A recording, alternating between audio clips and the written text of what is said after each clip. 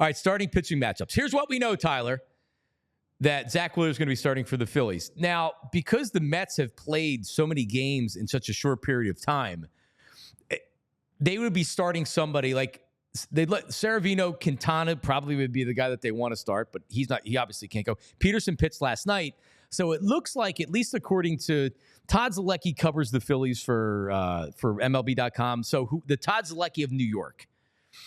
He had said that there was a source that had said that it might be leaning towards Tylor Megill, but they're still going to talk about it, and it's hardly set.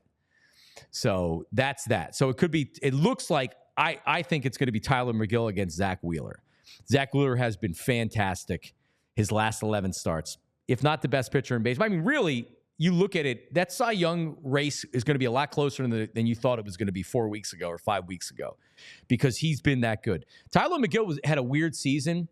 He was down in the minors for at least a month or so, but then he came back up, and he was good after coming back up from AAA. Overall, you look at his numbers, and he pitches in the fours, low fours, his ERA, but it's down in the fours because he had a really strong end to the regular season.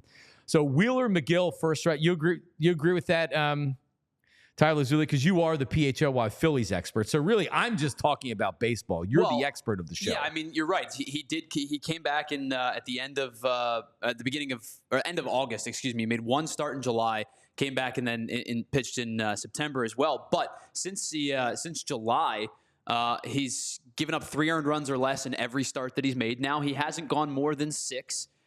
In any one particular start, but 5 1/3, 4, 6, 6, 4, 5 2/3, and each of them are 3 earned runs or less, including he went 4 innings and gave up 1 earned run against the Phillies back on September 22nd. The ERA did dip, you're right, from 5.6 down to 4.04. They talked about his kind of reinvention of one of his pitches, but to me, one of the big things that he does well, so he's 6'7". He's a big dude, 6'7", 230. So a guy that size, just naturally by his size, is going to be kind of, feels like when he gets down the mound, he's on top of you already, right? He is shrinking the distance of 60 feet 6 inches to a much smaller sample size. On top of that, he's in the 99th percentile in extension in Major League Baseball this year, which means on top of the fact that he's naturally 6'7" and a big dude, he is getting down the mound, he's striding well down the mound, and he's cutting that distance of 60 feet 6 inches down, 4, 5, 6, 7, 8, 9, 10 feet, and probably not 10 feet. 10's a little exaggeration. As opposed to Ranger Suarez, he's probably like 5 feet closer to the.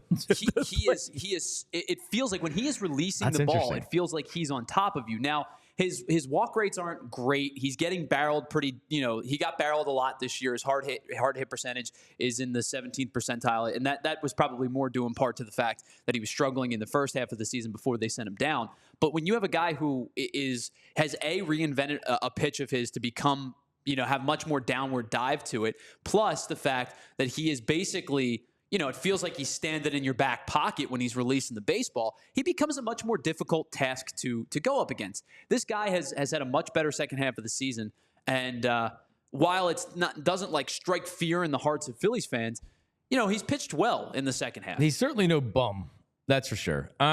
Yeah, I mean, realistically, if you're the Mets, you need 5 innings and 3 runs from him.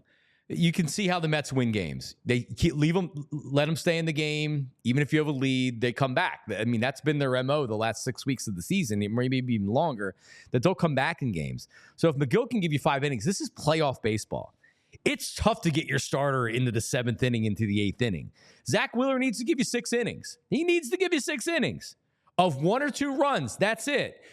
If the Phillies come out, and this is why I like them a lot in Game 1, because Citizens Bank Park will be electric. They got to get to him early. If they can get to him early, I think they knock him out early, and then they can kind of pile on some runs. Because the Mets aren't going away. So you need to build a little bit bigger of a lead against this Mets team than maybe some of the other teams that you would play. But get to him early. So that looks like it's what it is for Game 1.